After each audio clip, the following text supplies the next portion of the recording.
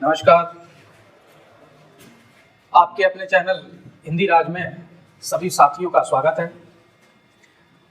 आज हम आपको संधि का तीसरा पार्ट विसर्ग संधि क्लियर करवाएंगे।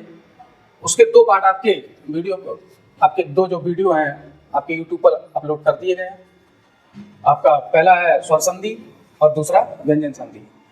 अब आपका तीसरा पार्ट रह जाता है संधियों का विसर्ग संधि, जो कि एक बहुत महत्वपूर्ण पार्ट है उसका। तो चलो देखते हैं, आज आप लोग पढ़ेंगे विसर्ग संधि और बहुत ही इंटरेस्टेड और मजेदार क्लास रहेगी आज की। विसर्ग संधि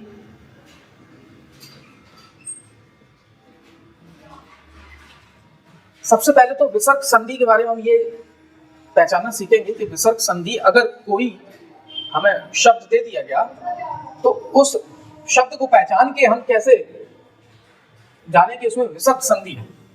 तो थोड़ी सी टेक्निक है, उसको समझ लो।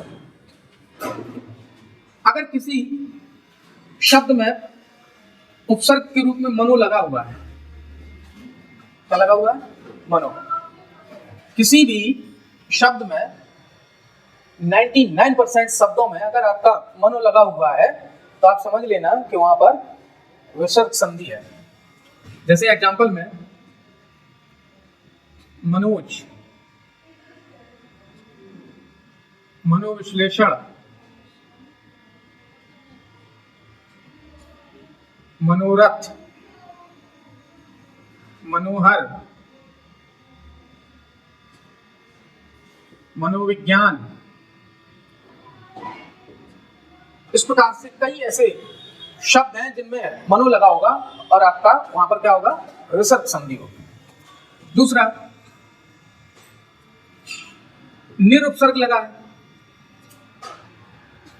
या दुर लगा हुआ है, निरुपसर्ग लगा है या फिर दुरुपसर्ग लगा हुआ है, तो भी वहां पे आप समझ जाइए कि यहां पर हमारी 99% विसर्ग संधि होगी। कैसे? निर्जन, निर्जल, निर्झर, निर्मल, निर्मम, इसी प्रकार कई ऐसे शब्द हैं जिसमें आपका निरुपसर्ग से ही हम पहचान जाएंगे कि इसमें विसर्ग संधि है। दुरुपसर्ग से कैसे हम पहचानेंगे कि इसमें विसर्ग संधि है? दुर्जन, दुर्लभ, ये ऐसे वर्ड है। दुरुपयोग, दुरुपयोग, इस प्रकार के कई ऐसे वर्ड हैं जहां पर आपके दुरुपसर्ग लगा है, निरुपसर्ग लगा है, मनो उपसर्ग लगा हुआ है। और यहाँ हमें थोड़ा सा ये कनेक्ट करना है कि हम शब्द को देख के कैसे पहचाने कि इसमें विसर्ग संधि है, व्यंजन संधि है या स्वर संधि है। उन वीडियोस में भी हमने बता रखा है कि स्वर को कैसे पहचानेंगे कि यहाँ पर स्वर संधि है, व्यंजन को कैसे पहचानेंगे कि यहाँ व्यंजन संधि है, विसर्ग संधि को हम कैसे पहचानेंगे ये आज आप पढ़ेंगे कि विसर्ग संधि को हम शब्द देख के कैसे पहचाने कि इसमें विसर्ग संधि है। अगला आपका, किसी शब्द में अगर ऐसे जहां से संधि विच्छेद कर रहे हैं वहां पर अगर डबल सा ये इस प्रकार से अगर है तो वहां पर 99% आपका विसर्ग संधि होगी। इसके बाद शा के साथ में टा आया, इसका उदाहरण देख लो।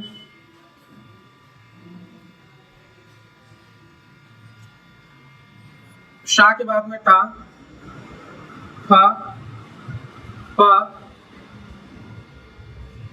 का, शा के बाद चा, शा के बाद छा, ये अगर आ रहे हैं तो आप समझ जाइए ये थोड़ी सी पहचान है विसर्ग संधि की, जिससे आप पहचान जाएंगे कि कौन सा वर्ड आपका, जैसे यहां से कष्ट, निष्फल, निष्पाप, निष्पाप लिख दिया जाए, निष्फल, कष्ट, निष्काम, निश्चल, निश्चल, ये आपके ये है जैसे दुशासन, दुस्साहस, ये आपके वर्ड हैं। ये वर्ड इस प्रकार से अगर आपके शब्द आते हैं तो उनको देख के ही हम बता दें कि कौन सी किसमें विसर्ग संधि है और किसमें विसर्ग संधि नहीं है। चलिए अब हम सीखेंगे इनके नियम। नियम क्या है, किस प्रकार से हम इनको संधि विच्छेद करेंगे। लेकिन इसमें सबसे मुख्य था आपका ये कि पहचानना कि क्या विसर्ग संधि है, क्योंकि नियम इसके मैच करते हैं व्यंजन संधि से।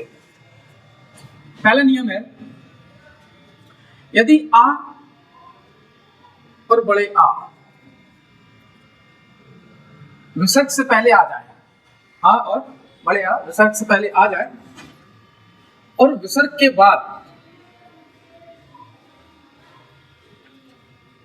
के बाद स्वर आ जाए, सभी वर्गों के तीसरे चौथे पांचवें वर्ड आ जाए, जो आपके स्पर्शी व्यंजन है, उन स्पर्शी व्यंजनों में 5 वर्ग हैं, उन 5 वर्गों के सभी तीसरे वर्ड, चौथे वर्ड और पांचवें वर्ड अगर आ जाए और अंतस्थ व्यंजन आ जाए और आपका आ जाए हाँ, तो क्या होगा कि विसर्ग जो है, विसर्ग ये चेंज हो जाएंगी ओ में। विसर्ग जो चेंज हो जाएंगी वो किसमें हो जाएंगी, ओ में। जैसे कोई अभी हमने आपको बताया था मनो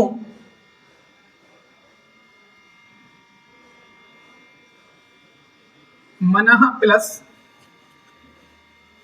अनुकूल, मनः प्लस अनुकूल, तो विसर्ग से पहले आ आया और विसर्ग के बाद भी आ आया। अब यहाँ विसर्ग से पहले आ आया, विसर्ग के बाद भी आ आया, तो ये नियम बन जाता है जाके स्वर संधि का कि प्लस से पहले आ जाए, प्लस के बाद में आ जाए, तो वो बन जाएगी आपके दीर्घ स्वर संधि। लेकिन यहाँ चल रही है विसर्ग, तो विसर्ग से पहले आ आया, विसर्ग के बाद आ आया, तो विसर्ग चेंज हो जाएंगी। और देखो नियम ये लगाओ, विसर्ग से पहले आ बड़ा और विसर्ग के बाद स्वर, तो ये विसर्ग जो है वो किसमें चेंज हो जाएंगी, ओ में। तो ये बन जाएगा मनोनुकूल। क्या बन जाएगा, मनोनुकूल। अगला है मनः प्लस रथ, या अभी स्वर का हो गया एग्जाम्पल, तीसरा वर्ड कोई ले लो,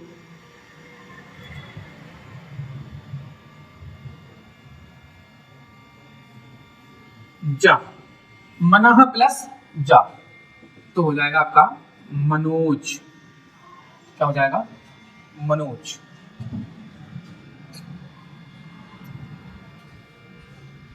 मनः प्लस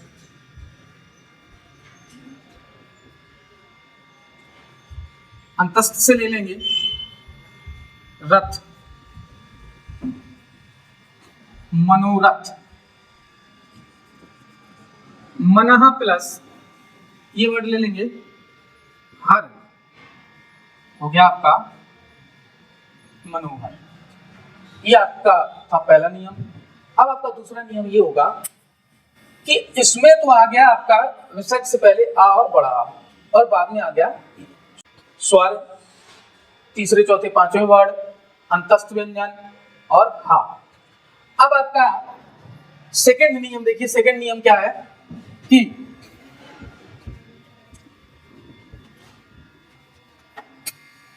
सेकंड नियम में ये है कि अगर विसर्ग से बाद में ये आ जाए और विसर्ग के पहले आ अथवा बड़े आ को छोड़कर, आ अथवा बड़े आ को छोड़कर अन्य कोई स्वर आ जाए, तो जो विसर्ग है वो किसमें बदल जाएगी, आधे रा। किसमें बदल जाएगी, आधे रा। देखिए कैसे, नी प्लस जन, निर्जन,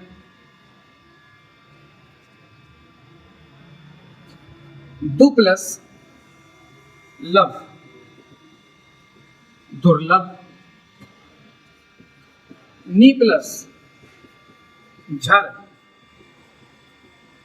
निर्झर, नी प्लस मम, निर्मम, ये आपके हो गए। यदि विसर्ग से पहले आ अथवा बड़े आ को छोड़कर अन्य कोई स्वर आए और विसर्ग के बाद स्वर तीसरे चौथे पांचवें वर्ड या अंतस्थ व्यंजन या हा, और देख लीजिए नी प्लस अंतस्थ से ले लीजिए एक वर्ड यात, तो हो गया निर्यात।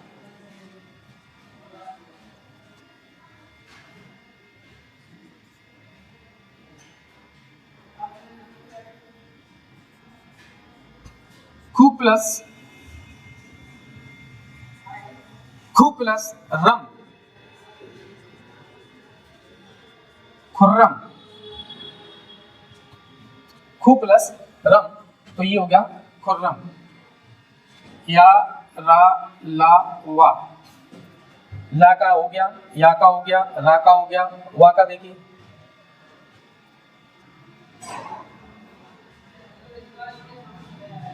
ली प्लस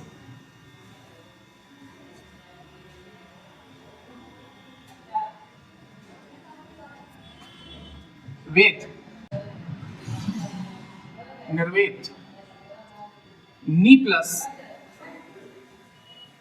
हा का होगा हस्त, तो इसका होगा, इसका हो जाएगा निर्हस्त। ये आपके दूसरे नियम है। अच्छा, पहले नियम में क्या है? विसर्ग से पहले आ अथवा बड़ा आ जाए और विसर्ग के बाद स्वर तीसरे चौथे पांचवें वर्ड अंतस्थ व्यंजन या हा। दूसरे नियम में क्या है? सब कुछ सेम, बस है क्या कि विसर्ग से पहले आ अथवा बड़े आ को छोड़कर अन्य कोई स्वर आ जाए, वो आपका दूसरा नियम हो गया। अब तीसरे और चौथे नियम क्या होंगे? तीसरे चौथे नियम ये होंगे कि तीसरे चौथे पांचवें वर्ड तो आ गए, लेकिन पहले दूसरे वर्ड अगर आ जाए तो हम क्या करेंगे? तो जरा देखिए, उनको भी देखते हैं। तीसरा चौथा नियम, तीसरे चौथे नियम में क्या होगा?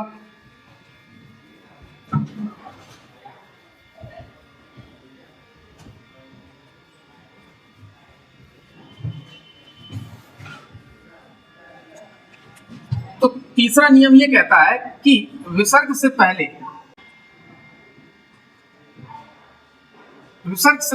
आ अथवा बड़ा आ जाए और विसर्ग के बाद का, खा, पा, फा ये आ जाए, तो जो विसर्ग हैं वो कैसी होंगी? ज्यों की त्यों। विसर्ग क्या होंगी? ज्यों की त्यों। जैसे एग्जांपल है अंतः प्लस करण,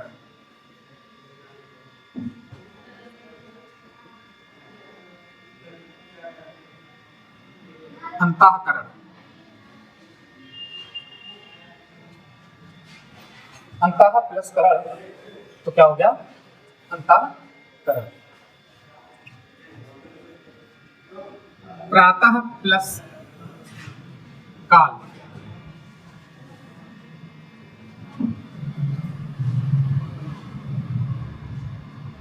प्रातः काल।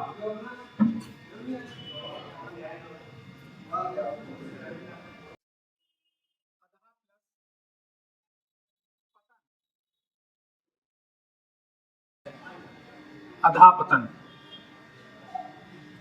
अधा प्लस पतन हो गया अधापतन। तो ये हो गया आपका तीसरा नियम।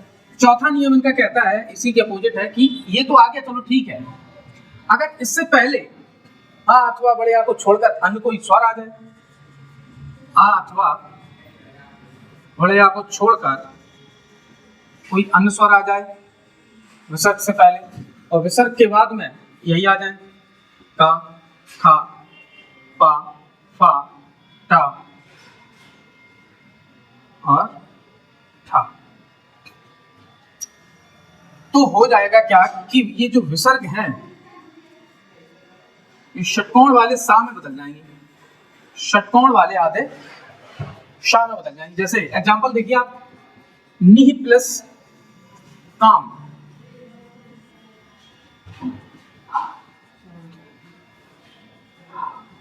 निह प्लस काम, निष्काम,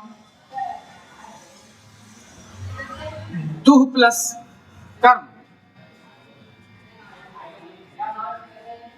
दुष्कर्म,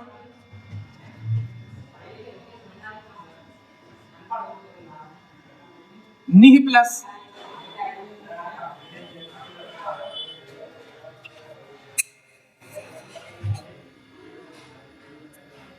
अगला एग्जांपल देखिए, निह प्लस पाप,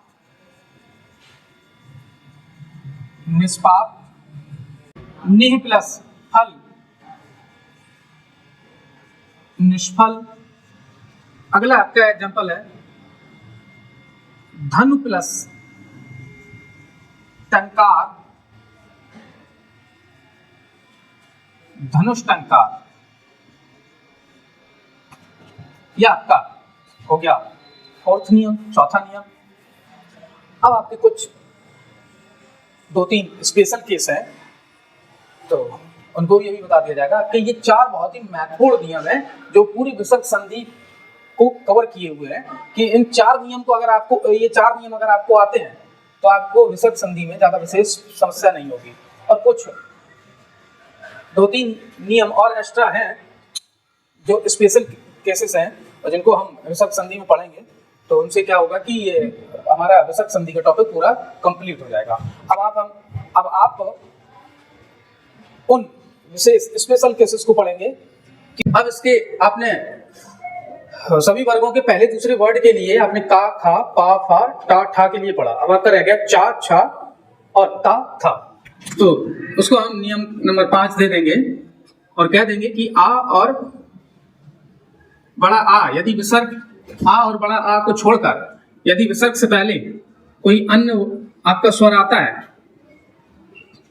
और विसर्ग के बाद चा या छा आता है, तो ये जो विसर्ग है, आपकी विसर्ग है जो, वो आधे शल्य वाले सा में चेंज हो जाएगी। जैसे नी प्लस चल तो हो गया निश्चल, नी प्लस चय तो इसका हो गया निश्चय। अगला है नी प्लस छल, निश्चल। इसके बाद आपका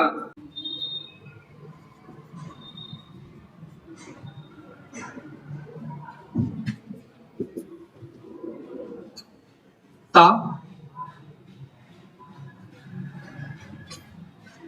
ता, था।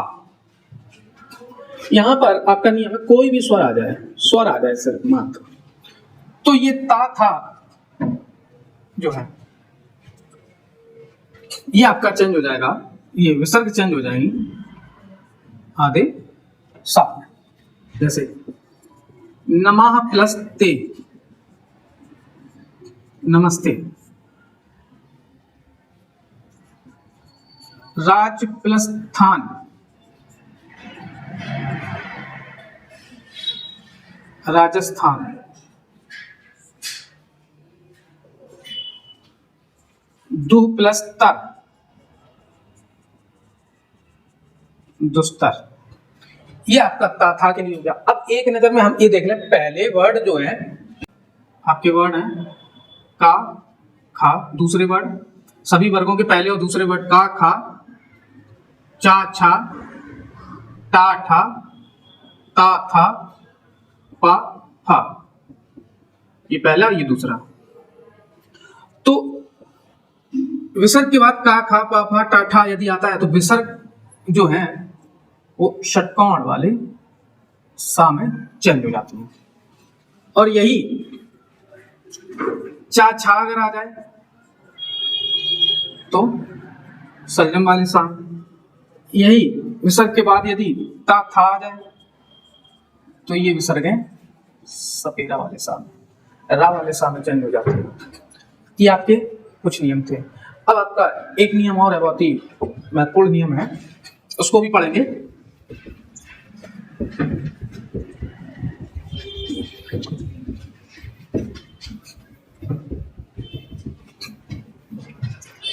यदि विसर्ग से पहले ई और उ आ जाए और विसर्ग के बाद रा आ जाए तो ई और उ हो जाएंगे दीर्घ। जैसे नी प्लस रौ, नी प्लस रज, तो ये हो जाएगा नीरौ, नीरज। नी प्लस रोग, निरोग। धी प्लस रज, धीरज। ये आपका नियम था कि यदि आपका विसर्ग से पहले ई उ आ जाए और विसर्ग के बाद रा आ जाए तो ये जो ई और उ है वो दीर्घ हो जाएगा। लास्ट आपका जो नियम है अंतिम, वो ये है कि यदि विसर्ग से पहले ई उ यदि आ जाता है और विसर्ग के बाद शा, शा, सा आ जाता है तो विसर्ग जो होंगी वो जो भी सा बना होगा उसी के आधे में चेंज होंगी। जैसे दु प्लस शासन, तो दुशासन।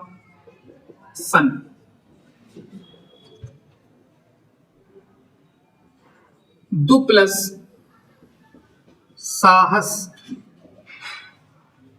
दुस्साहस। ये आपका हो गया 8वां नियम। और ये इतने नियम यदि आपने तैयार कर लिए तो आपकी विसर्ग संधि का काम बिल्कुल खत्म।